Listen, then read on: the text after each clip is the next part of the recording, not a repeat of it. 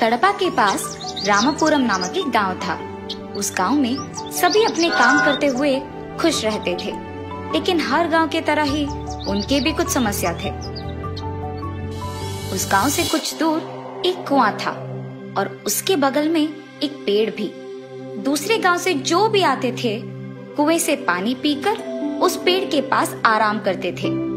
लेकिन कुछ दिनों से उस गांव के मुखिया रामाचारी ने सबसे कहा कि उस पेड़ के पास जाना मना है और खासकर अमावस्या के दिन बाहर निकलना मना है। कुछ साल तक ऐसा ही चलता रहा, लेकिन एक बार गांव के कुछ लोग काम के लिए गांव से बाहर जाते हैं और काम में व्यस्त होने के कारण उन्हें पता नहीं चलता है कि रात कब हो गया। बहुत रात हो गई है यार, चलो घर चलते हैं। बाप रे, रात हो गया। गांव वालों के मना करने के बावजूद हम यहाँ तक आए काम करने के लिए, और अब देखो रात हो गई। शायद हमें वो भूत दिख जाएगा यार। अरे डरा मत सोमू, वहाँ कोई लड़की जैसे दिख रही है। सुनिए, मैं दूसरे गांव से आई हूँ और मैं रास्ता भूल गई। आप लोग मेरी मदद करोगे? ओह ठीक है, हम भी उसी तरह जा रहे हैं, हमारे साथ आइए।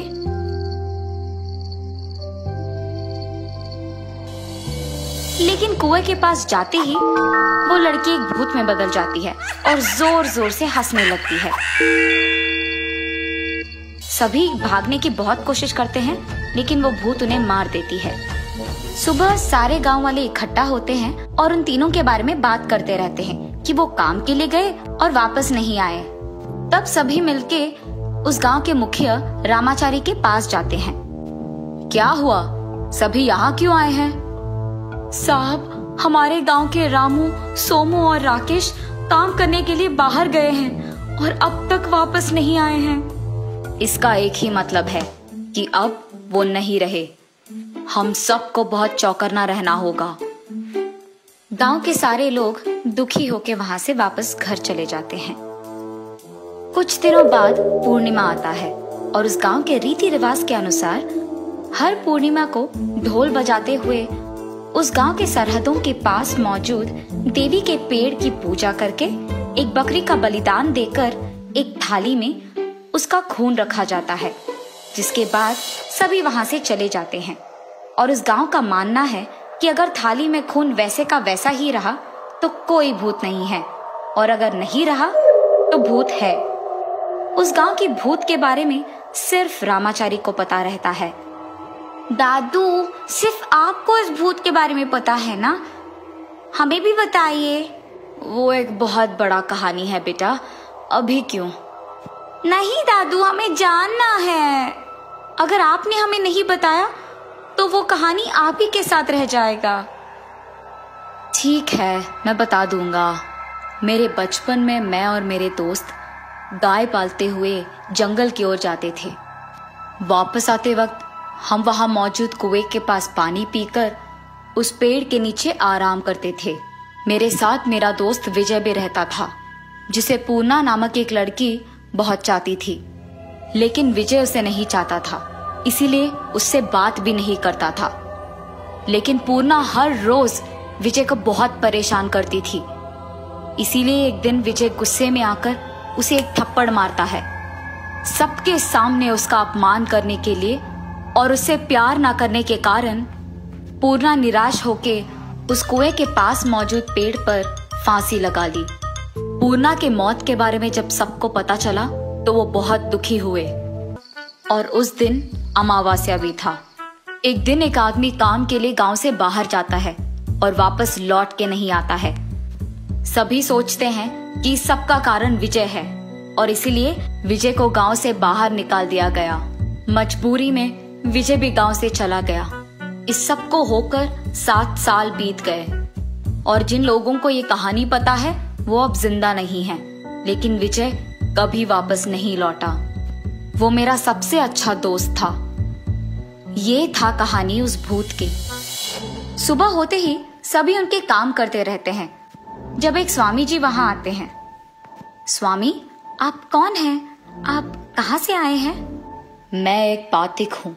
मेरी यात्रा में जितने भी गांव आते हैं उनकी समस्या का हल देकर ही जाता हूँ। और मुझे पता है कि इस गांव में भी एक बड़ा समस्या है, इसीलिए मैं यहाँ आया हूँ। जी स्वामी, आपने तो सच कहा, आप ही हमें समस्या से बचा सकते हैं। आप निडर होके मुझ पे बस विश्वास रखिए।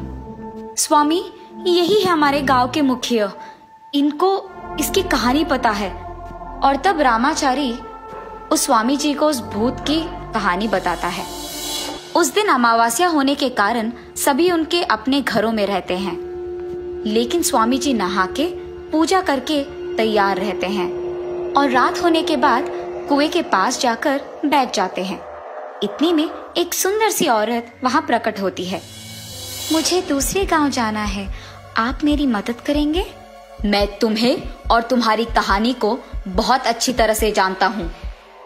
क्या पता तुम्हें? हाँ, क्या पता? ये कहते हुए वो भूत के रूप में बदल जाती है और उस स्वामी जी को मारने चलती है, पर स्वामी जी उनकी शक्तियों से उसे वहीं रोक देते हैं। तुम क्या चाहती हो? मुझे बताओ, मैं तुम्हारा अधूरा ख्वाहिश पूरा करूंगा। मेरे प्यार को ठुकराए उस विजय को मारना ही मेरा ख्वाहिश है। ठीक है, तो अगर मैं विजय को तुम्हारे आंखों के सामने मार दूं, तो तुम इस गांव को और उनके लोगों को छोड़कर चली जाओगी? हाँ, चली जाऊंगी। ठीक है। तब स्वामी जी गांव के लोगों को जो कुछ भी हुआ बताते हैं। आप लोगों को फिक्र करने की कोई जरूरत नहीं है, मेरे पास इस समस्या का हल है। आने वाले अमावस्या तक आप सबको एक बिजूका तैयार रखना होगा और उसे ठीक विजय की तरह दिखना होगा। ऐसे कुछ दिन बीत जाते हैं और अमावस्या आता है। उस रात को सभी देवी की पूजा करके तैयार रहते हैं। सबसे पहले उस पेड़ के पास स्वामी जी जाते हैं। आओ आओ, तुम्हारा ही इंतजार है। कहाँ है विजय? वहां देखो, वो रहा तुम्हारा विजय। तब गांव वाले लकड़ियों को जलाकर उस कुएं के पास आते हैं। रे विजय, तुमने मेरे प्यार को ठुकराया और सबके सामने मेरा अपमान किया। मैं तुम्हें नहीं छोड़ूंगी, तुम्हें मारना ही मेरा बदला है। विजय कुछ नहीं कहता है। ठीक है, अब देर किस बात की? तुम्हारे सामने ही इस विजय को हम आग से जला देंगे। ठीक है, गांव वालों, इसको जला दो। कुछ देर बाद वो जल के राख बन जाता है। पूर्णा, तुम्हारा अधूरा ख्वाहिश मैंने पूरा कर दिया। अब इस गांव को छोड़कर चले जाओ। मैं तुम्हारी आत्मा की शांति चाहता हूं। ठीक है, मैं चली जाऊंगी। गांव वालों, अब तुम लोग खुशी से जी सकते हो। ये सुनकर वो सारे गांव वाले वहां से खुशी खुशी चले जाते हैं, लेकिन रामाचारी वही खड़े रहता है। क्या हुआ रामाचारी जी, आप नहीं गए? मेरे कुछ सवाल है।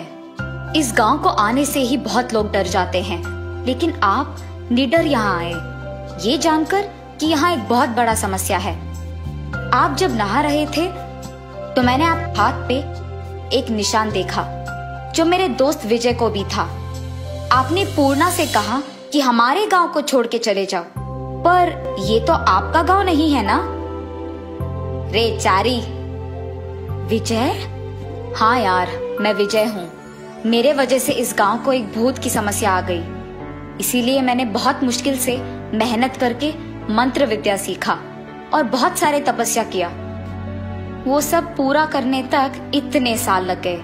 कम से कम मरने से पहले इस गांव को उस भूत से छुटकारा पाने के लिए मदद करना था मुझे, इसीलिए मैं वापस आया यहाँ। तो फिर मुझे क्यों नहीं बोला कि तुम विजय हो? अंदर ही अंदर मैं भी तुम्हें बताना चाहता था, पर मैं डर गया कि कहीं तुम मुझे समझ ना पाओ।